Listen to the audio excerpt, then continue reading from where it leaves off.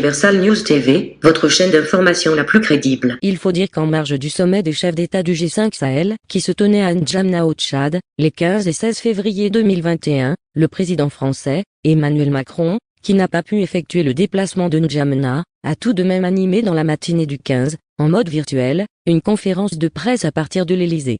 Suivons maintenant l'intégralité de la conférence de presse donnée par le président français, Emmanuel Macron, à l'issue du sommet du G5 Sahel. Suivons.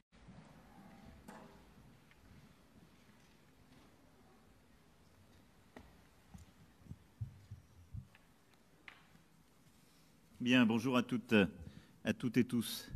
Nous sommes ici donc en salle des fêtes à l'Élysée avec les journalistes présents et je crois en visio avec les capitales africaines concernées et les journalistes donc également présents à chaque fois. Je vous remercie de votre présence. Nous venons d'achever à l'instant même nos discussions en format justement de sommet plénier de N'Djamena, après des échanges qui se sont tenus hier en huis clos avec les dirigeants des 5 pays du Sahel et moi-même.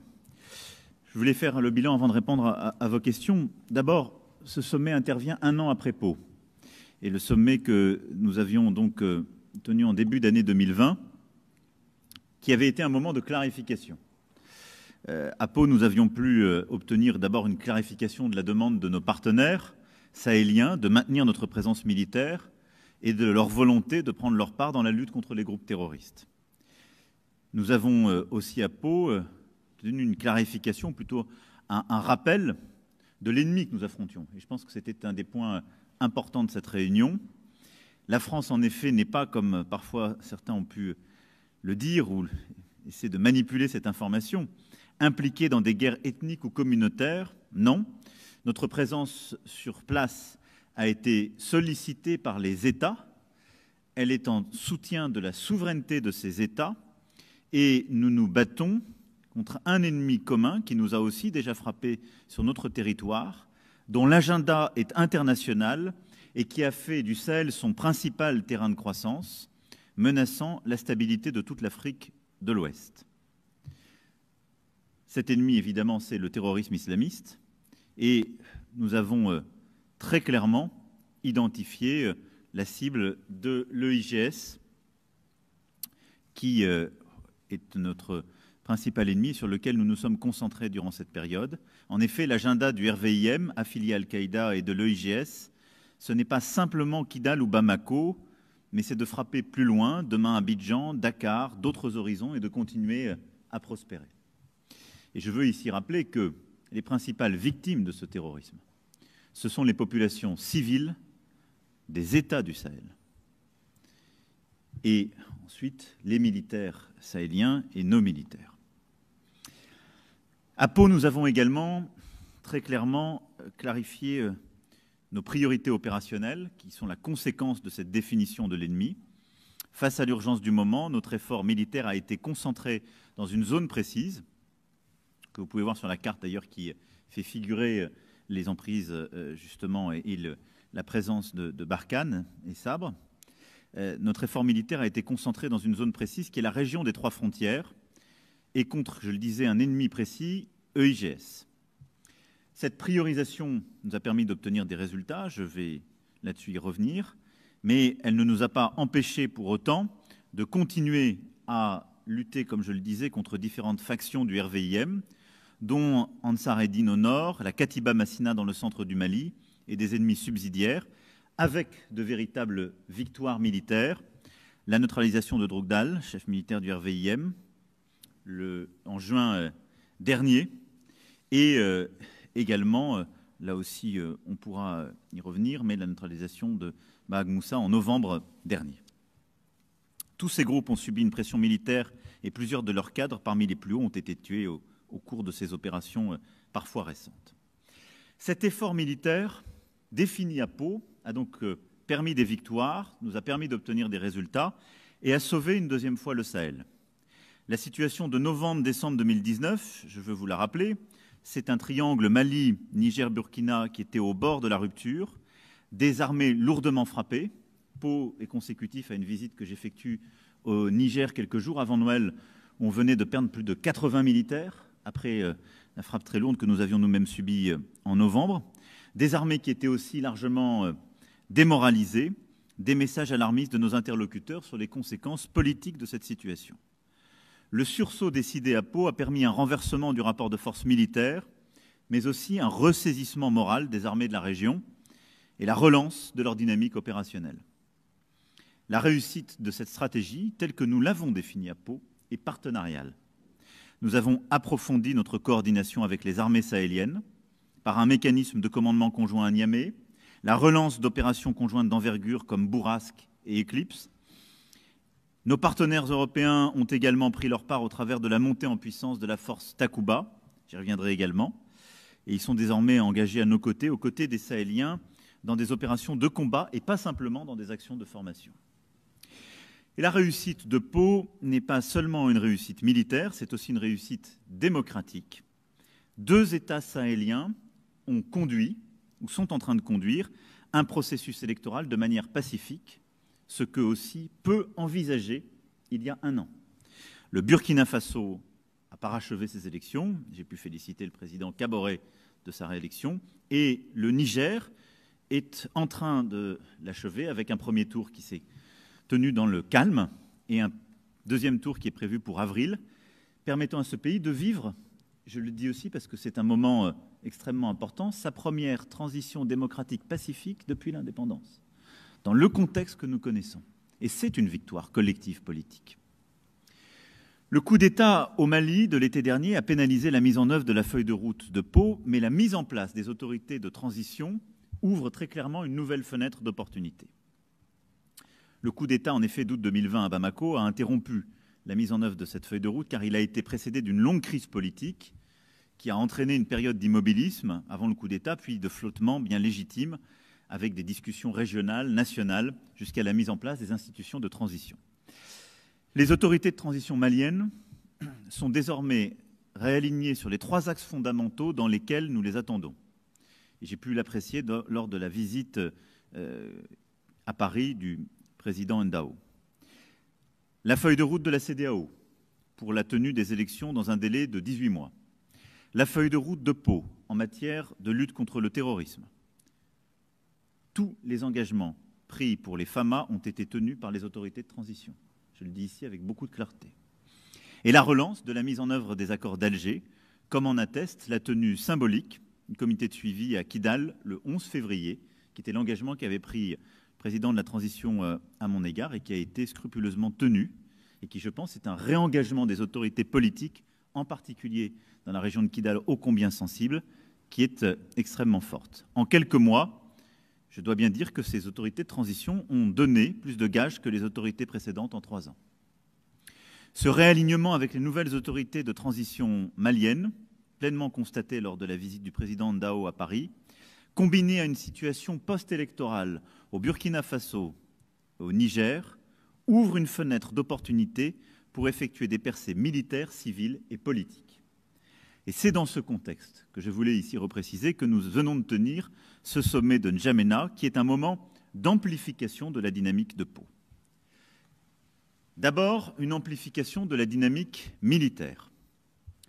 En effet, nous avons pu acter dans les semaines de préparation du sommet de N'Djamena, puis dans le huis clos d'hier après-midi et aujourd'hui, une consolidation de la stratégie militaire que je viens d'évoquer et que nous avions définie il y a un an. D'abord, une consolidation des acquis obtenus dans la région des 3 frontières.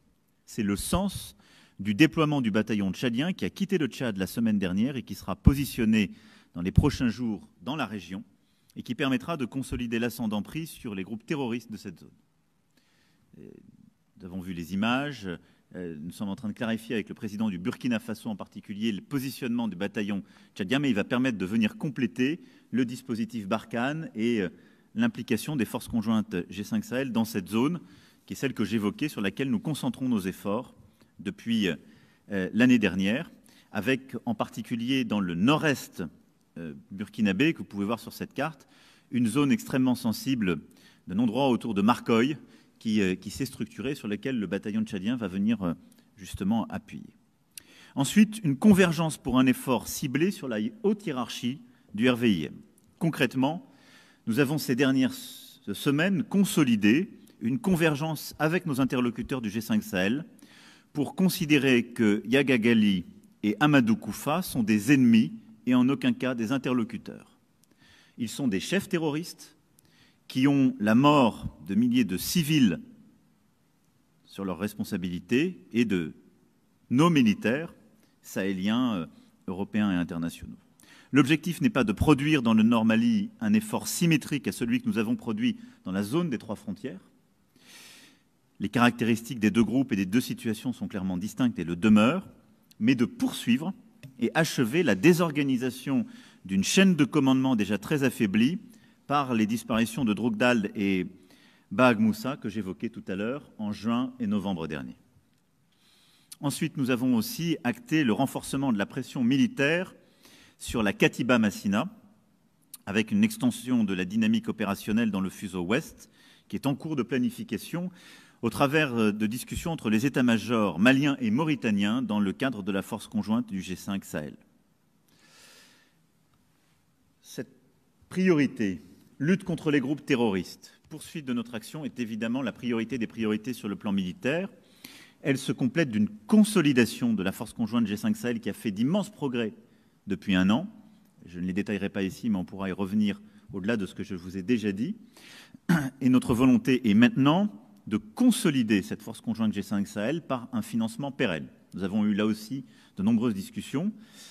L'Union européenne a été au rendez-vous de ses engagements financiers permettant les équipements. L'UMOA a pris des premiers engagements aussi qu'elle a honorés. Nous devons continuer à financer cette force conjointe dont les coûts de fonctionnement annuels ont été identifiés à 40 millions d'euros et obtenir de nos partenaires internationaux, en particulier du Golfe, de la région et d'Europe et des États-Unis. Et notre volonté est aussi d'obtenir un mandat onusien sous chapitre 7 dans les mois qui viennent pour cette force conjointe G5 Sahel et permettre un financement pérenne. À côté de cette amplification de la dynamique militaire, N'Djamena a permis, c'est le deuxième point que je voulais ici souligner, le déclenchement d'un sursaut civil pour compléter le sursaut militaire. En effet, le constat que nous pouvons établir, c'est que le pilier militaire a produit des résultats attendus, au rythme attendu durant l'année écoulée, malgré la crise Covid. Les ressources pour une poussée sur l'axe du développement sont là. L'Alliance pour le Sahel, qui a été formée en juillet 2017, a rassemblé un portefeuille de 900 projets et 16 milliards d'euros. Nous avons aussi remobilisé les financements internationaux sur la Grande Muraille Verte en début d'année, ici même avec le président mauritanien. Mais il y a un chaînon manquant qui est l'échelon minimal d'une présence de l'État dans les zones les plus vulnérables. C'est cette défaillance que l'élan de N'Djamena doit corriger. De manière très concrète, cela passe par un réengagement profond du Mali, du Burkina et du Niger à déployer pour l'action civile un dispositif comparable à celui qui a été mis en place pour l'action militaire, c'est-à-dire une action interministérielle pilotée au plus haut niveau par les chefs d'État eux-mêmes, un pilotage hebdomadaire, une coordination très étroite pour identifier tous les projets, nous assurer de la bonne gouvernance de ces projets et permettre justement du retour de l'État et des projets de développement une fois que la victoire militaire est obtenue.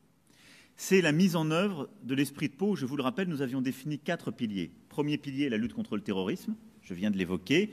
Deuxième pilier, le renforcement des capacités militaires sahéliennes avec la force conjointe G5. Troisième pilier, le retour de l'État et de l'administration dans toutes ses composantes. Et le 4e pilier, la politique de développement. C'est autour de ces piliers 3 et 4 qu'il faut maintenant avoir la même force, si je puis dire, politique, car dès que nous libérons une zone, il faut que l'État revienne, les services de l'État. Tout ça, évidemment, concerne l'ensemble de la région, mais nous avons identifié à court terme des objectifs clairs avec le déploiement de forces de sécurité intérieure, de magistrats, la réouverture d'écoles, et avec aussi des cas, si je puis dire, pleinement mesurables, et des objectifs que nous nous sommes donnés. Kidal, où nous le savons, le retour de l'État est attendu depuis des années, et donc c'est un retour de l'ensemble des services de l'État malien qui est attendu. Nous avons ensuite un défi sur l'axe Mopti-Gao, qui est bien connu, vous pouvez voir sur cette carte, où là aussi, c'est un retour de l'État dans toutes ses composantes qui doit être construit. Puis l'axe Ouagadougou-Kaya-Dori, où là aussi, c'est un retour de l'État sur le plan de la sécurité, de la justice et de l'école. Et je dirais le quadrilatère Terra, Douenza, Gao, Menaka, qui est au fond le cœur même de la zone des trois frontières, Burkina, Mali, Niger, est celui où il faut concentrer ces actions de retour de l'État. Pourquoi? Parce que si on veut, dans la durée, obtenir le soutien des populations civiles, une fois qu'on a vaincu les djihadistes, il est indispensable de faire revenir la sécurité à la main de l'État souverain. Il est indispensable de faire exercer la justice pour éviter toutes les exactions et les impunités. Et il est indispensable de rouvrir les écoles. Dans la zone nord-est du Burkina, on a aujourd'hui plusieurs milliers d'écoles, de classes, qui sont fermées. Et donc c'est sur ce volet que nous avons décidé de ce sursaut, de cette volonté d'avancer très clairement avec des points hebdomadaires que pilotera l'envoyé spécial que j'ai donc nommé en soutien de ces initiatives et du G5 Sahel. Enfin, c'est la troisième remarque que je voulais faire, c'est une amplification de la dynamique collective que nous avons obtenue à N'Djamena. Pau avait marqué l'avènement d'une coalition internationale dans le Sahel pour lutter contre le terrorisme. C'est cela que nous poursuivons avec des avancées très concrètes. D'abord, sur le plan militaire, la participation d'un nombre sans précédent de partenaires à ce sommet, en particulier les États contributeurs à la Task Force Takuba. Takuba, je vous le rappelle, c'est notre volonté, sur la base de ce que nous avons avec la Task Force Sabre, d'avoir une force d'intervention où la France aura un rôle pilier, où nous serons très investis, avec plusieurs centaines de combattants, mais d'agréger autour de nous des Européens, des internationaux. On a aussi proposé à des États, en particulier de la région et les États côtiers, de se greffer à cette force. Lancée le 27 mars 2020, la Task Force Takuba comporte désormais 9 partenaires, France, Suède, République tchèque, Estonie, Italie, Danemark, Portugal, Belgique et Pays-Bas. Et elle suscite l'intérêt d'un nombre croissant de pays, en particulier d'Europe de l'Est et du Sud. J'ai eu également, ici même, il y a quelques semaines, la confirmation du président serbe de se joindre à celle-ci. Nous avons également plusieurs pays européens, la Hongrie ou la Grèce, pour ne citer qu'eux, qui sont volontaires pour rejoindre cette task force. Ensuite, lors de ce sommet de N'Djamena, nous avons eu clairement un premier signal aussi de réengagement de la nouvelle administration américaine avec un message vidéo du secrétaire d'État Blinken. Nous avons également eu une confirmation d'un réengagement algérien et marocain, dont je me félicite car il est important pour la stabilité de la région. Et nous avons pu mettre en place un haut représentant de la coalition qui sera un visage sahélien pour être garant de la bonne progression des piliers au même rythme et pour susciter des engagements supplémentaires au profit du Sahel. La priorité opérationnelle, pour conclure, donc, des mois à venir, c'est de nous donner tous les moyens d'accompagner cette dynamique et de produire des avancées irréversibles. Des évolutions sans doute significatives seront apportées à notre dispositif militaire au Sahel en temps voulu, mais elles n'interviendront pas dans l'immédiat, car elles seront d'abord le fruit d'une discussion collective avec nos partenaires sahéliens et avec les partenaires qui ont accepté de nous suivre, et elles seront fonction des résultats obtenus et du degré d'engagement effectif de nos partenaires. Il serait en effet paradoxal d'affaiblir notre dispositif au moment où nous disposons d'un alignement politique et militaire favorable à la réalisation de nos objectifs. C'est pourquoi des jalons précis ont été fixés. Nous aurons donc des points hebdomadaires qui seront faits sur la mise en œuvre de ces engagements. Une nouvelle réunion avec les chefs d'État du G5 Sahel se tiendra au printemps pour faire un point d'étape sur l'ensemble de ces piliers.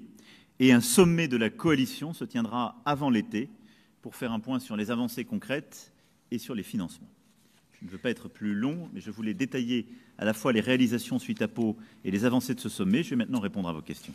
Merci, Monsieur le Président. On va prendre une première question côté Tchad, si vous le voulez bien. Monsieur Ngardilon de Tchad Info. Bonjour, merci. C'est, comme vous l'avez dit, Maxime Ngardilon du journal en ligne Tchad Info. Voilà. Merci, Monsieur le Président. Il y a un débat en France sur le retrait ou la réduction, du moins de troupes françaises, notamment Barkhane, qui joue un rôle très important dans la lutte contre le terrorisme dans le Sahel. Alors, Qu'en est-il à ce jour? Quelle est la décision prise? Est-ce que Barkhane va être revu? Et pourquoi ce débat? Pourquoi vouloir retirer ou du moins réduire les effectifs? Ça, c'est de un. Si vous permettez, une seconde question.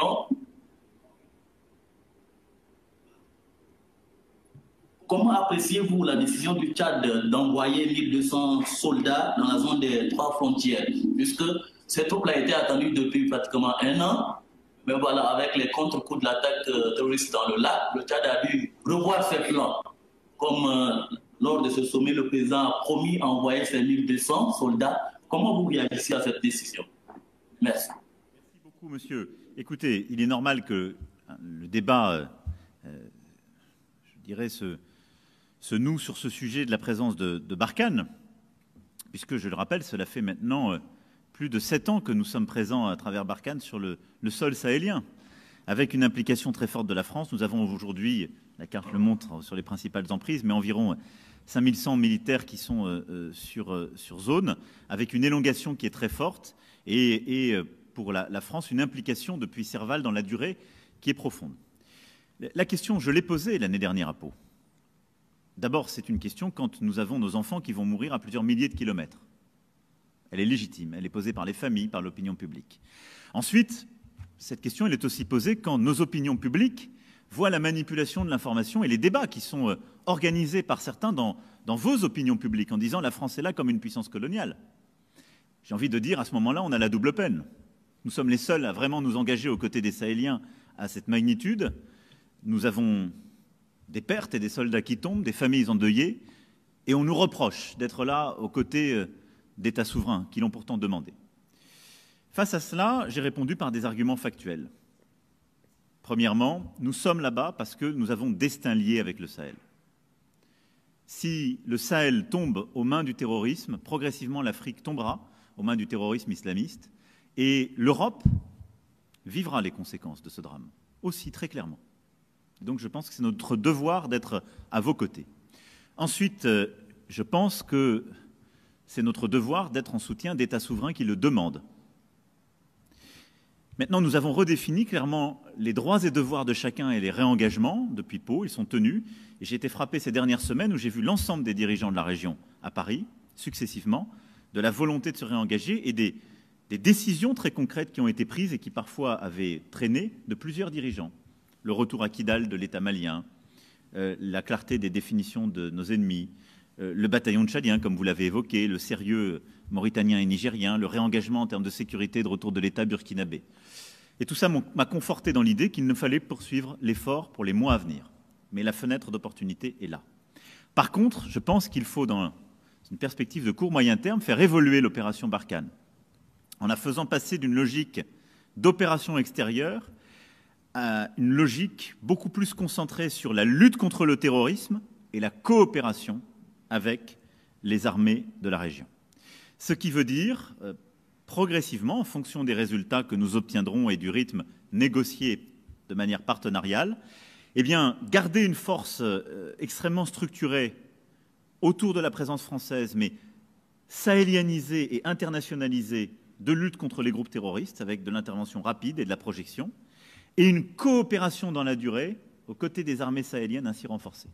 Là où aujourd'hui, comme vous le voyez, nous avons plusieurs emprises qui vont du Nord Mali jusqu'à l'autre bout de la région, où nous avons des bases stables, durables, type opération extérieure. Nous n'allons pas changer dans les prochains mois cette structuration, parce que je pense que c'est celle qui nous permet d'avoir des résultats concrets sur la base de la conclusion de N'Djamena, mais je souhaite qu'on envisage l'évolution dans la durée de notre présence, qui ne signifie pas un désengagement, mais une adaptation de notre dispositif en nous concentrant sur les objectifs clés. Nous luttons contre des groupes terroristes et nous luttons pour aider les armées sahéliennes, pas pour avoir une présence militaire trop longue avec cette extension et des bases stables. Sur le bataillon tchadien, je pense que c'est une excellente nouvelle et que c'est le signe d'un engagement très fort du Tchad et du président Déby, que je salue pleinement ici. Il avait été en effet promis il y a 1 an, mais je n'oublie pas qu'il y a eu la crise Covid entre-temps et que le Tchad a dû assurer, pour parfois bon nombre de ses voisins, la sécurité dans la région du lac Tchad contre Boko Haram, ce qui n'avait pas permis ce transfert. Ce transfert est important Et comme je le disais, il va nous permettre de renforcer la pression dans la zone des 3 frontières et de nous aider à pleinement recouvrer la souveraineté burkinabé dans le nord-est de ce pays en particulier. Donc c'est une excellente nouvelle dont je remercie le président Déby. Une question de Christophe Decroix, RTL. Vous vous levez, Christophe, oui, s'il vous plaît? Sans toucher le micro. Merci. Sans toucher le micro. Bonjour, Monsieur le Président. Vous venez de l'évoquer, il y a un an à Pau, vous aviez envoyé 600 soldats supplémentaires. Ces dernières semaines, vous avez parlé de réajustement. Aujourd'hui, vous nous dites, finalement, on ne bouge rien véritablement. Qu'est-ce qui vous a fait changer d'avis aussi rapidement dans les semaines qui viennent de passer? Et par ailleurs, j'aurais voulu savoir ce que ça voulait dire concrètement, passer au chapitre 7 de l'ONU, au-delà de la pérennisation de moyens financiers. Est-ce que ça donne des moyens techniques, militaires différents? Merci, Monsieur le Président. Merci beaucoup. Sur votre deuxième question, la force conjointe G5 Sahel, la difficulté pour beaucoup d'États de la région, c'est qu'ils sont engagés dans le cadre de la MINUSMA et voient la MINUSMA avec des financements onusiens. Bon, qui est une force, je le rappelle, d'un peu plus de 12 000 hommes qui aident beaucoup dans le centre du Mali. Moi, je pense qu'il faut défendre la MINUSMA, qui n'a pas un rôle dans la lutte contre le terrorisme, mais dans la protection des populations civiles et qui nous aide collectivement. Mais elle bénéficie de la pérennité de ce financement. Pour beaucoup d'armées de la région, qu'elles soient sahéliennes, d'armées qui sont prêtes à contribuer à la force conjointe, ils veulent ce mandat pour avoir la pérennité d'un financement onusien. C'est un débat que nous avons depuis 2 ans, c'est un sujet financier. Il est très difficile à obtenir sur le plan diplomatique. L'administration américaine précédente était contre et nous avait bloqués. J'ai bon espoir qu'on puisse l'obtenir dans les mois qui viennent. Ça ne doit pas être une précondition au bon fonctionnement de cette force conjointe. D'abord parce que nous avons apporté des financements, nous Français, Européens, 200 millions de l'Union européenne, 100 millions de l'UMOA, et donc nous avons apporté des équipements, les financements qui permettent de payer les soldes des soldats, et nous avons identifié les besoins, c'est 40 millions d'euros par an, avec l'ensemble des partenaires que, je vous le rappelle, nous avions réunis déjà il y a 2 ans et demi à Bruxelles. Nous avons déjà largement de quoi faire pour commencer à bâtir cette visibilité. Donc nous allons mener les 2 travaux de front, et voilà ce dont il s'agit.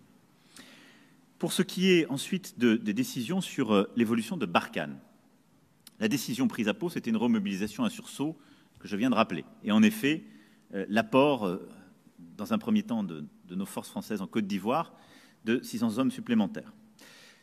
Moi, j'ai beaucoup réfléchi tout au long de cette année, parce que d'abord, je pense qu'il faut constamment réinterroger nos positionnements, nos stratégies sur des théâtres d'opération comme celui-ci. C'est mon devoir. Il faut avoir beaucoup de souplesse pour adapter notre présence, notre structuration à nos objectifs.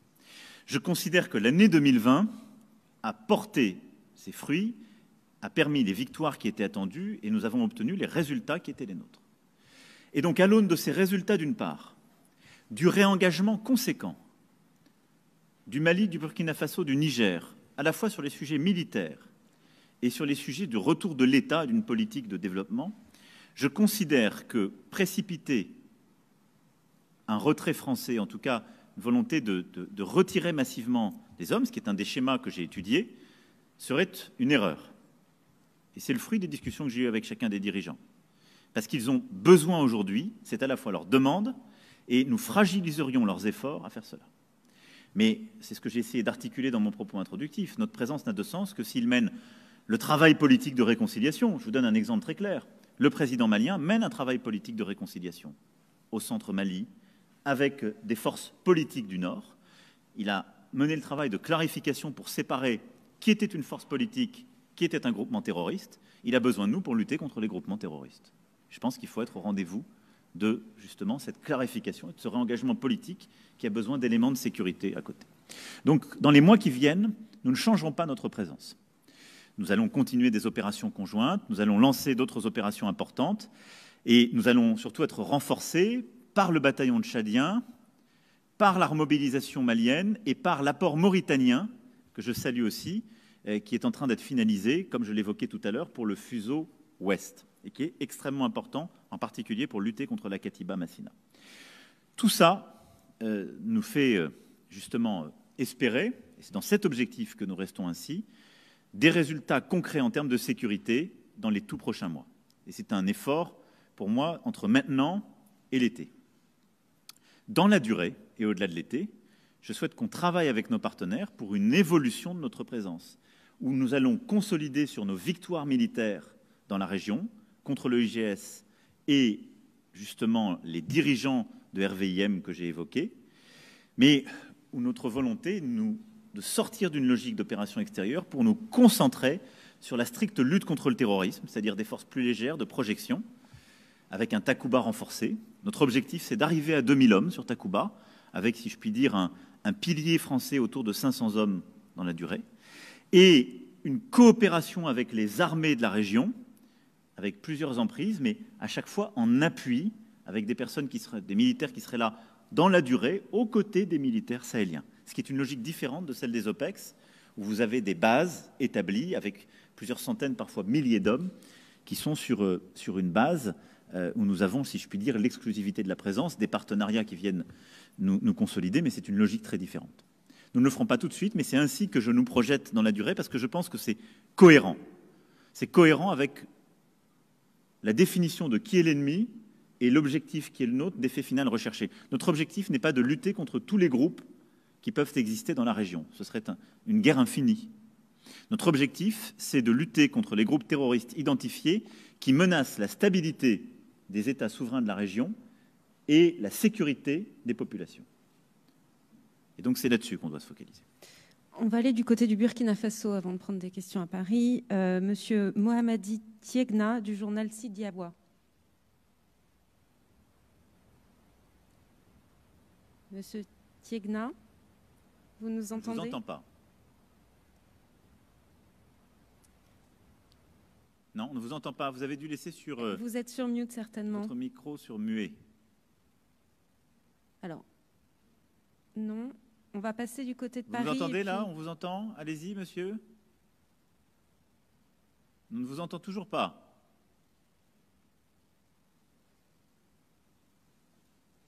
On ne vous entend pas. Alors...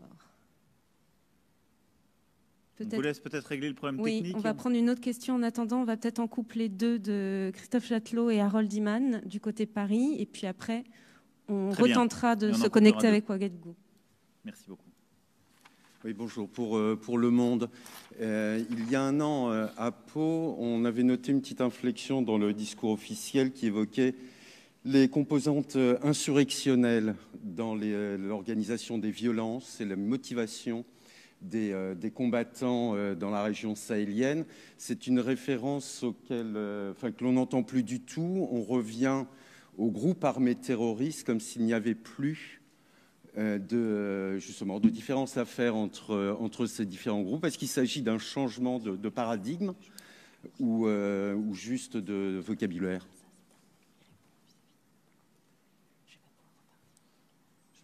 Oui. Harold Iman pour CNews. Monsieur le Président, vous avez mentionné tout à l'heure qu'on pourrait avoir une victoire militaire. Une fois la victoire militaire obtenue, ça c'est par rapport au sursaut civil dans l'Alliance pour le Sahel. Alors, quelle est la définition de la victoire militaire là-bas pour la France et est-ce la même pour les autres partenaires du G5 Sahel? Merci. Merci beaucoup. Sur la première question, ce distinguo existe toujours. C'est justement celui que j'ai souhaité lever à Pau, c'est-à-dire que la France ne se bat pas contre tous les groupes insurrectionnels. Il y a des groupes qui ont des logiques ethniques ou ethnico-politiques dans la région. Il nous faut être très vigilants sur ce point. Nous nous battons contre des groupements terroristes. La grande difficulté, c'est que certains groupements terroristes utilisent justement ces frustrations. Et donc moi, je suis toujours très attaché à ce qu'on préserve ce distinguo. C'est pour ça que nous nous battons strictement contre l'EIGS, qui est un groupement terroriste clair, et que vous m'avez entendu parler de la hiérarchie d'RVIM. Mais si je prends l'exemple de la Katiba Massina, son dirigeant, Koufa, qui est un des adjoints de Yagal Gali, utilise l'ambiguïté ethnique pour agréger des formations Peul derrière un combat terroriste.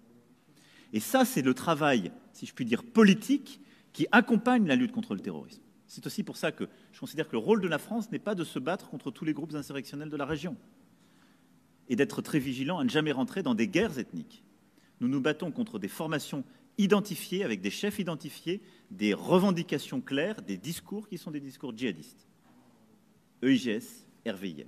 Et ensuite, nous avons besoin que les États sur place accompagnent ce travail d'un travail politique et donc d'une discussion inclusive pour séparer de ces groupements les composantes politiques ou ethniques. Et c'est pour ça que vous m'avez entendu, par exemple, sur RVIM, parler de l'état-major sur lequel nous devons concentrer nos objectifs finaux, mais que ça s'accompagne d'un travail politique avec les formations qui sont les plus au nord pour réinclure celles-ci dans le dialogue politique avec l'État malien, et pour d'autres formations qui sont au centre et à l'ouest du Mali, pour régler la question Peul.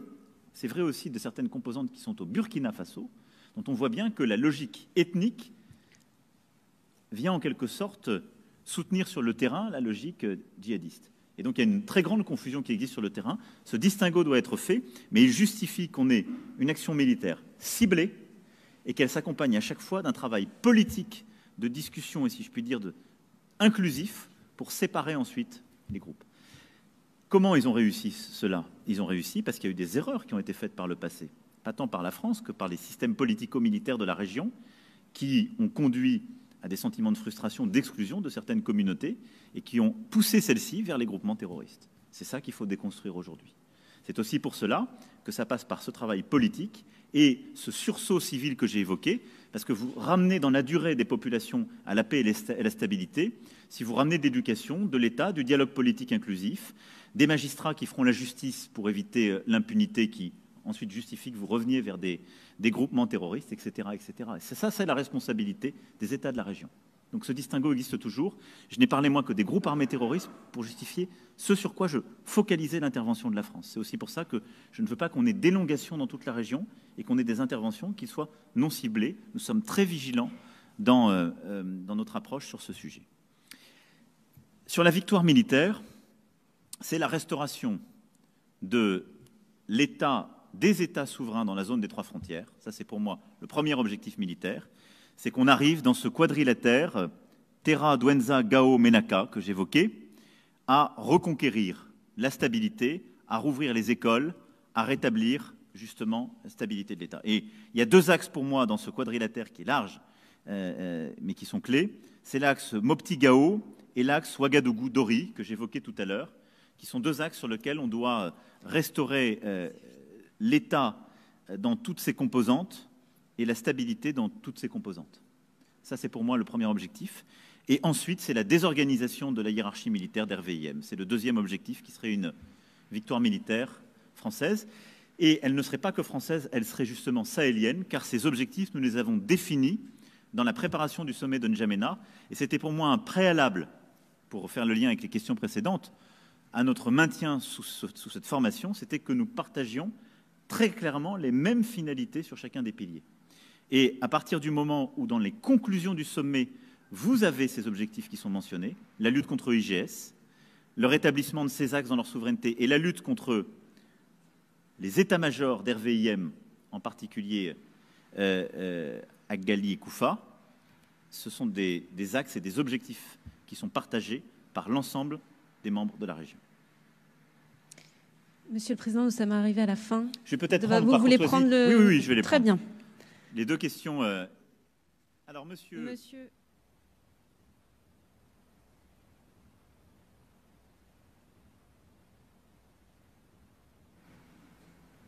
Ah, non, on vous entend toujours pas. Je suis navrée. C'est très dommage. Comment ça se fait? Est-ce qu'on a une autre personne qui veut bien poser une question, s'il vous plaît, du côté du Mali, du Niger ou du Tchad, du Burkina? Monsieur Diop, vous êtes manifesté. Est-ce que vous pouvez nous dire si vous nous entendez? Oui, je vous entends. Très bien. On vous donne la parole, Monsieur Diop. Merci beaucoup. Merci de m'avoir associé à cette conférence de presse. J'aurais deux questions.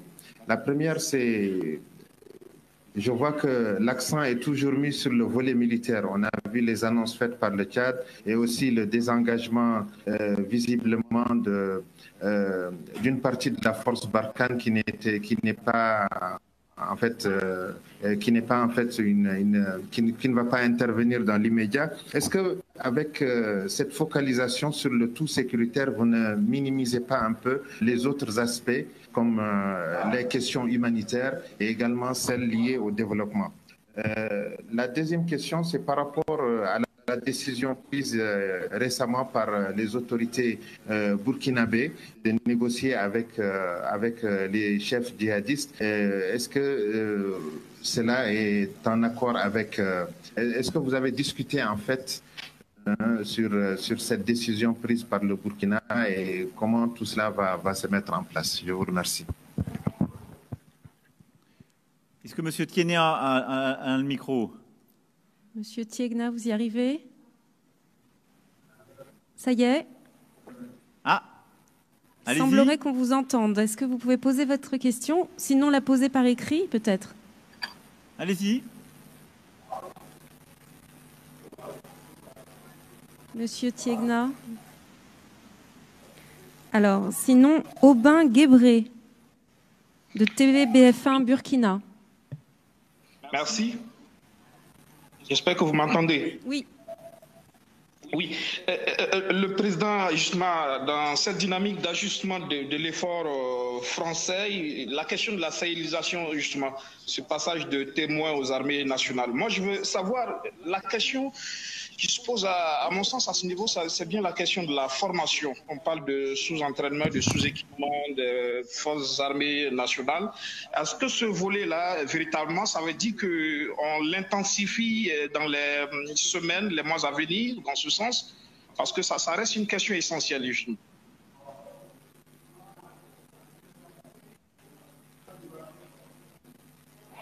Très bien. Est-ce qu'on a une autre question? Est-ce que l'un de vous arrive à... Oui. Très bien. Allez-y, on vous écoute.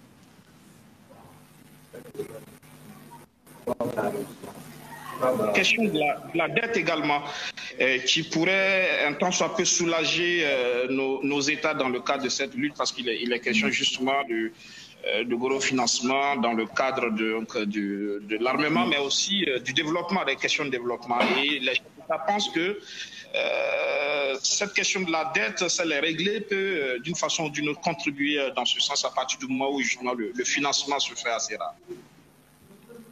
Merci. Très bien. Pas de regret pour M. Tiegna. Monsieur Tiegna, on tente une dernière fois. Non, je crains que nous n'y arrivons pas avec Ouagadougou. On n'y arrive pas? Malheureusement. Bon, je suis désolé. Alors, la question, il vient de nous la poser par écrit, si vous permettez, Monsieur le Président. Il veut savoir les rapports entre l'Algérie et la France dans la lutte contre le terrorisme. C'est une question générique. C'est une question ouverte, oui. Bien. Alors, je vais répondre à toutes ces questions pour conclure notre échange. D'abord, Monsieur Diop, je crois que l'honnêteté me conduit quand même à vous dire que dans mon propos introductif, j'ai fait à peu près l'inverse de ce que vous me demandez. C'est-à-dire, de ce que vous soulignez, je n'ai pas focalisé sur le tout sécuritaire, puisque j'ai dit que pour moi, l'objectif de N'Djamena, c'était la mise en place précisément d'un sursaut civil, comme nous avions eu le sursaut militaire à Pau. Et donc, c'est pour moi le principal point. Nous avons à Pau défini 4 axes. 2 sont totalement non militaires, le retour de l'État et la politique de développement. Et je l'ai dit à plusieurs reprises, on peut faire tous les efforts militaires que l'on veut, ils sont inopérants dans la durée s'ils ne s'accompagnent pas d'un retour, d'un dialogue politique inclusif pour réintégrer parfois des rebelles ou des forces insurrectionnelles, d'un retour de l'État sous ses composantes, forces de sécurité intérieure, magistrature, écoles, services publics, et d'une politique de développement pour donner un espoir aux populations. Ça, c'est le pilier 4. Cet engagement n'est pas nouveau pour ce qui concerne la France, puisque c'est dans le premier déplacement que j'ai fait à Bamako en juillet 2017 que nous avons lancé l'Alliance pour le Sahel, avec plusieurs partenaires, Banque mondiale, Allemagne et plusieurs autres, qui, comme je le disais, a permis d'identifier 900 projets et 16 milliards d'euros. Le problème de ce volet, il est sur le terrain. Il est sur le terrain. Et c'est aussi pour ça que l'engagement qui a été pris dans les semaines précédentes et pour le sommet de N'Djamena d'un réengagement très fort du Mali, du Burkina, du Niger sur ces projets-là est très important. Il n'y a pas de retour de l'État et il n'y a pas de politique efficace non sécuritaire s'il n'y a pas une volonté de l'État malien de reprendre pied à Kidal.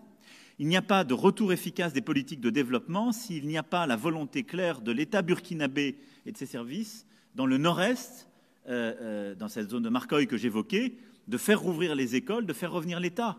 Et il n'y a pas de politique efficace si, dans toute cette zone des trois frontières, Terra-Tilaberi, et à l'est donc à l'ouest de Niamey, il n'y a pas la volonté claire de l'État nigérien de revenir et de rouvrir. À partir du moment où ils ont conforté cette volonté, réaffirmé, et on met les moyens, on doit pouvoir y arriver. Mais il faut mettre beaucoup d'impulsion politique au plus haut niveau. Donc vraiment, je veux vous dire là-dessus, pour moi, je reste engagé sur le plan militaire au même niveau, avec la feuille de route que je viens de vous donner avec beaucoup de transparence et de détails aujourd'hui, parce qu'elle s'accompagne d'un engagement clair sur le plan militaire, politique et de développement aussi de nos partenaires sahéliens, et je les en remercie. Dans ce cadre-là, ce qui a été fait par le président Kaboré est exactement le dialogue politique qu'on doit avoir en transparence avec les partenaires sahéliens et avec la France. C'est le deuxième point que vous avez évoqué, ce que j'appellerais le dialogue au fond de Djibo, puisque c'est là que ça s'est caractérisé, c'est-à-dire la volonté d'engager un dialogue avec des forces burkinabées qui avaient pris les armes, qui étaient des effecteurs de groupes terroristes, en distinguant une chose très simple. On a eu la discussion en tête-à-tête avec le président Kaboré, et il l'assume dans le compte-rendu et les conclusions de l'accord de N'Djamena, et tout le monde est d'accord là-dessus. Oui, pour discuter avec des forces politiques et civiles sur le terrain et les réengager par un processus d'inclusion qui suppose qu'elles déposent les armes, qu'elles se désolidarisent des mouvements terroristes. S'il y a la moindre ambiguïté là-dessus, pas de dialogue politique. Et de l'autre côté, volonté affirmée de lutter contre leurs chefs terroristes. C'est-à-dire, très clairement, leur chef terroriste, in fine, était Koufa, on le sait très bien. Voilà. Ça répond d'ailleurs à la question de votre confrère du Monde dans le distinguo qui était fait. Et donc là, il y a un dialogue politique parce que ce sont des forces insurrectionnelles qui étaient en quelque sorte, pardon de cet anglicisme, mais des proxys, ce que j'ai appelé des effecteurs de groupements terroristes. Ça doit se faire simplement en transparence, dans le dialogue avec tous les partenaires et de manière très claire. Mais on ne fait jamais ces réinclusions avec des gens qui sont des terroristes qui ont, eux, choisi leur camp. Sur ensuite, troisième question sur la sahélianisation et la question de la formation. C'est tout à fait vrai. C'est pour ça que d'ailleurs nous avons mis en place, nous-mêmes, Barkhane fait beaucoup de formations sur le terrain. C'est un des gros travaux que fait Barkhane. Nous avons aussi EUTM, EUCAP qui sont un très gros effort et beaucoup de nos partenaires européens sont engagés parfois de manière exclusive dans le financement de ces formations. Nous avons à l'occasion du sommet, d'ailleurs augmenté, c'est dans les conclusions du sommet, les financements. Et ce qui a été clarifié aussi, c'est le réengagement et la demande de plusieurs États de la région de participer à ces programmes. En particulier, le Burkina a accepté de signer la lettre d'engagement à l'égard de l'Union européenne pour demander ces formations. Donc vous avez parfaitement raison, c'est bien vu par notre, si je puis dire, nos protocoles. Formation des armées avec des financements en particulier européens, type EUTM, qui ont été accrus lors de ces discussions et qui sont à opérer par les États membres.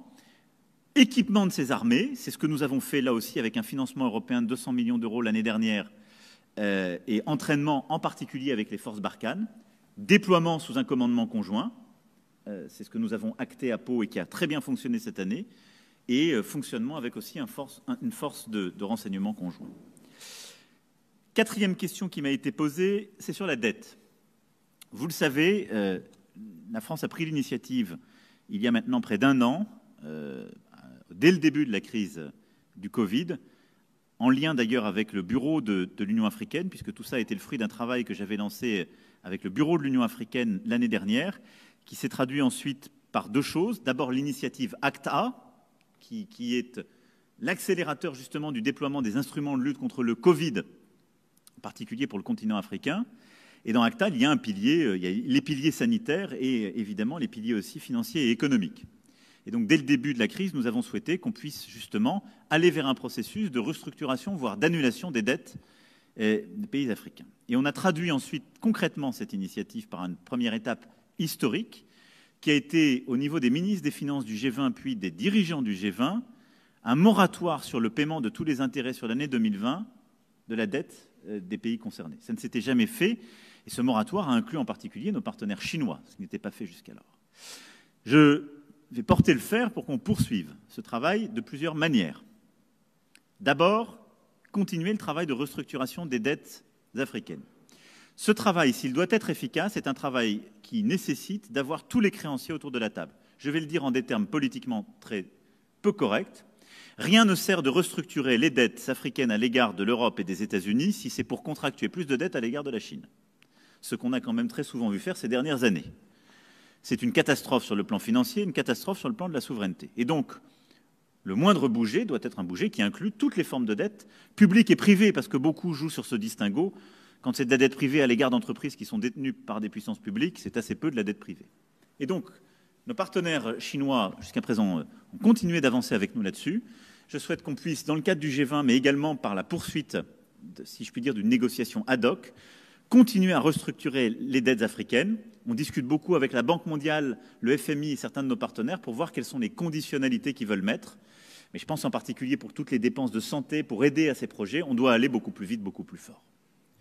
Le deuxième pilier, c'est évidemment aussi d'aider sur un plan quasi monétaire les pays africains par une émission de droits de tirage spéciaux du Fonds monétaire international. Nous soutenons depuis l'année dernière cette initiative qui a été un peu annoncée ici même le 11 novembre dernier. L'administration américaine précédente était opposée à cela. Je crois que les discussions que nous avons pu avoir dès à présent avec la nouvelle administration sont plus favorables. Qu'est-ce que ça veut dire? Ça veut dire que nous aurions l'émission de 500 milliards de dollars de droits de tirage spéciaux auxquels nous renoncerions, parce qu'en fait ces droits de tirage vont mécaniquement vers les principaux, si je puis dire, détenteurs du FMI, et donc la quote-part est extrêmement forte pour les États-Unis, l'Europe, et elle l'est aussi pour la Chine. On engagerait, nous, Européens, un processus de renonciation à ces droits de tirage. Les États-Unis feraient la même chose. J'espère qu'on pourrait convaincre les Chinois de faire la même chose pour que l'intégralité des droits de tirage spéciaux ainsi émis puisse aller vers les économies africaines, ce qui serait un complément très important.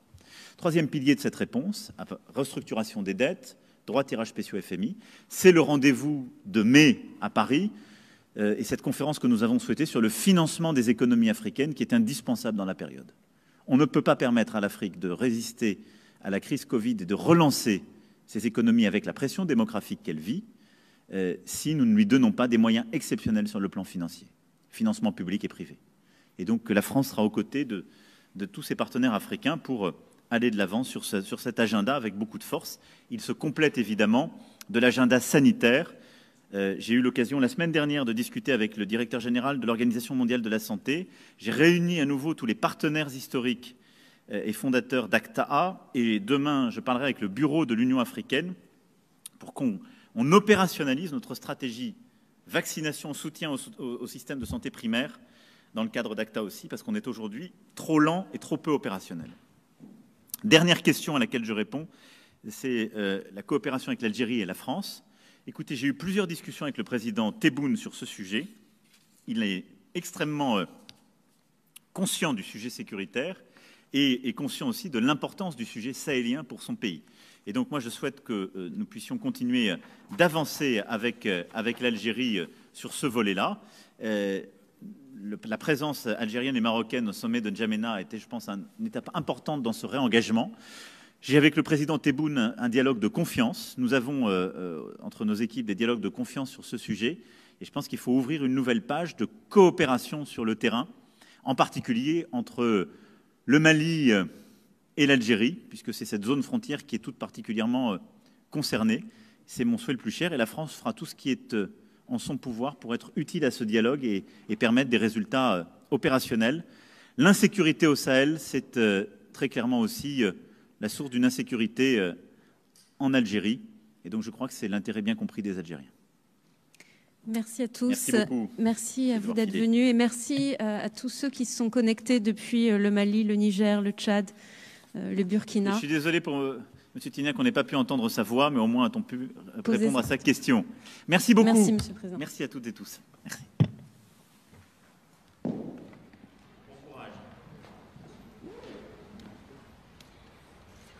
C'est bon pour vous ? À côté du maintien annoncé des effectifs de l'opération Barkhane, le président Emmanuel Macron semble dessiner les contours d'une stratégie de sortie. Même si Emmanuel Macron a renoncé à réduire dans l'immédiat les effectifs militaires français au Sahel, il en ressort tout de même qu'il y a une stratégie de sortie, à la faveur de renforts européens prêts à partager le fardeau. Ici, Christine Muriel, pour Universal News TV. Merci de suivre Universal News TV sur YouTube. Nous vous rassurons que les informations que nous diffusons au quotidien sont suffisamment crédibles. Alors, n'hésitez pas à liker la vidéo si elle vous plaît, et si vous êtes nouveau sur la chaîne. N'oubliez pas de vous abonner et d'activer la cloche de notification pour ne pas rater nos prochaines vidéos.